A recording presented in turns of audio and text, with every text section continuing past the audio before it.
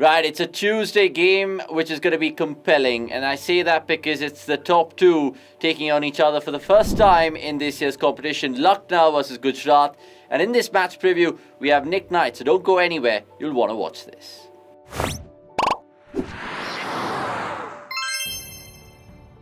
Yes, ladies and gentlemen, my name's Avnish Hegde, and we have Nick Knight, who's still recovering from Delhi's shocking defeat on Sunday. Nick, how are you coping?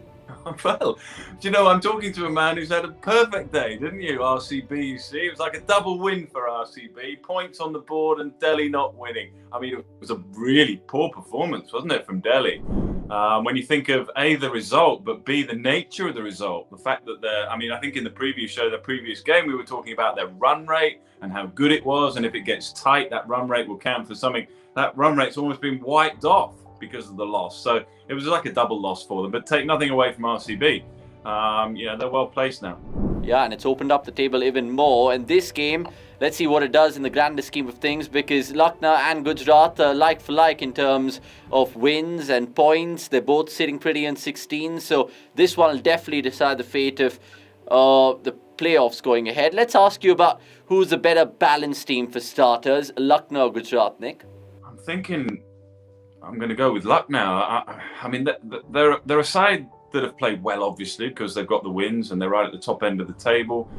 I think 4 wins in a row for them, so they're confident. What I like about them, having followed their last few matches, is that they're happy to make changes. If they see a surface that might suit the spinners, they're perhaps going to make a change, bring in a spinner or two. They've got that sort of option. They've got that sort of balance to their bowling attack. Clearly they're taking early wickets. I mean, Mohsin Khan has been absolutely unbelievable with the new ball, the discipline that he's bowled with. And then you've got, of course, Jamira, and then you've got options down with if you want to bowl Krunal, you've got Avesh, of course, who's back playing well. The captain seems to have some options that he can go to.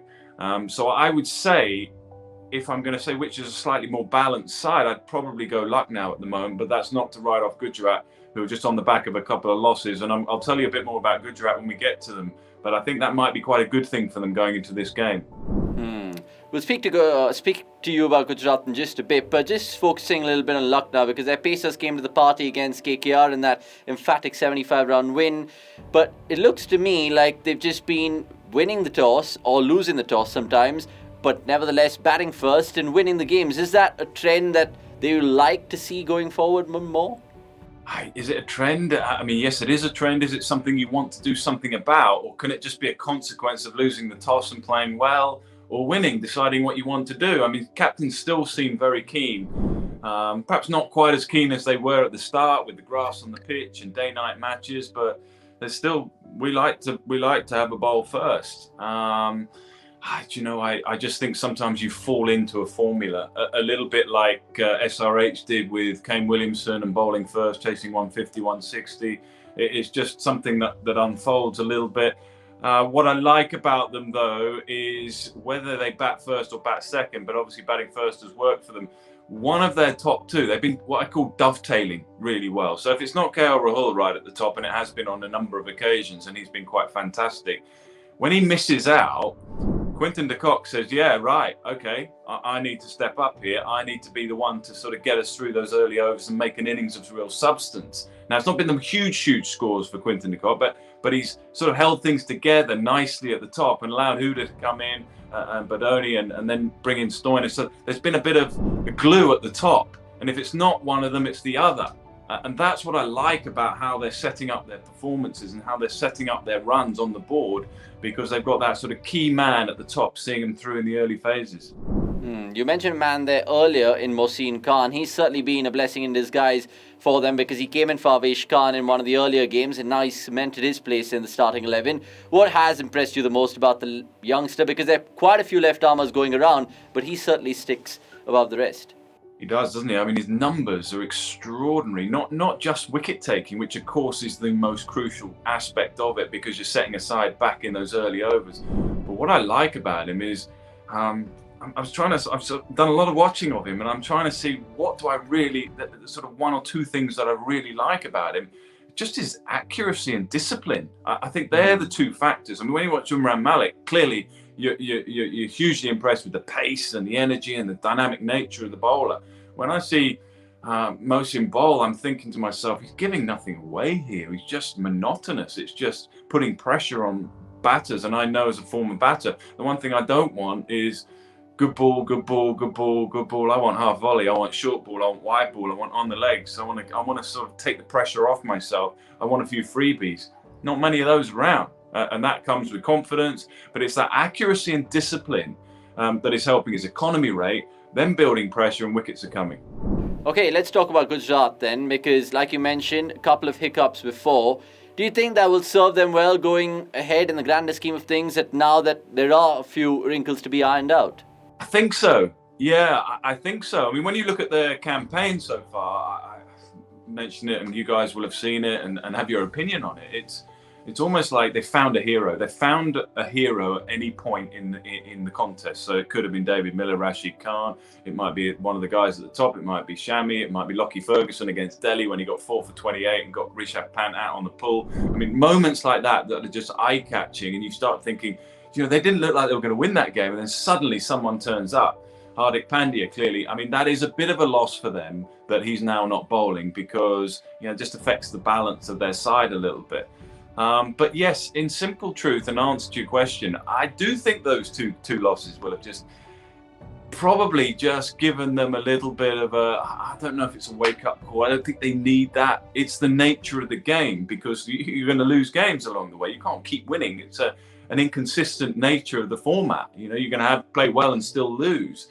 So I don't think it's that so much, but I think it'll just sharpen them up a little bit, perhaps just sharpen them up a little bit to what is a key phase for them going in, assuming they make it and go through to the playoffs, which of course looks extremely likely.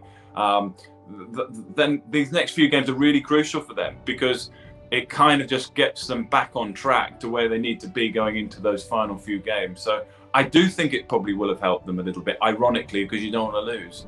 Yeah, I mean, it's funny how you look at these things at times, but you're absolutely bang on there. Let's put you on the spot, Nick. If you had to pick one X factor from this Gujarat Titans side, who would it be? Is it Rashid? Is it Miller? Is it Tewatia? Because they have a whole bunch of them. Yeah, and that's why this is such a difficult one to answer, because it slightly goes back to where I was talking about earlier, because they found a hero, they found someone. I mean, when you look at any side in T20 cricket, it's pretty hard not to sort of zone in on Rashid Khan, because now not only Rashid Khan with the ball in hand, but he's making some pretty serious impression with the bat as well now. I mean, in support of David Miller, I mean, that innings was incredible. He's done it on a number of occasions now. So he becomes the sort of X factor, I guess. But then you look at Mohammad Shami, who's been a little expensive actually, and he's not quite been on his best in the last couple of games. And then you look at someone like Shubman Gill, who I'm the biggest fan of Shubman Gill. So you think, well, he's been got 50 in the last game. He's been ticking over. He got a couple of really good scores at the start. I'm kind of thinking, come on, Shubman, now your team needs you to get an 80 or a 90 or 100. Or an innings of real substance to kickstart that top of the order. So I'm looking at him potentially, Hardik, obviously with cap. That's my point. They've got so many match winners, and I think that's one of the reasons why they're right at the top end of the table. But if I'm really honest with you, I'm looking at Shubman Gill and Mohammad Shami. When I'm looking at this game, I'm thinking to myself, you look at the top with the bat and you look at the top with the ball, and I'm thinking you've got two high-class performers there. If they can get somewhere near their best, I think Gujarat are going to be a hard side to beat. With all that they have surrounding those two players, start well with bat, start well with ball, and that's where you go back to luck now, because that's what they've been doing. We talked about Mohsin, we talked about KL Rahul and Quinton. They've been starting games really well with bat and ball. I think that's an area they need to focus on. Yeah, Gujarat, of course, in the 8 wins, 7 different man of the match winners. So that just goes to paint a vivid picture of how they've kind of had heroes throughout their team. Right, if you're a betting man, Nick, I'm not sure you are, but if you were, who are you going to be putting a tenner on in this one, LSG or GT? God, a tenner? A tenner? I'll go with a fiver. Who am I going to go for? Well, I mean, I guess current form, 4 wins, playing well, good balance to side, good confidence in the team. Lucknow would be the favourites.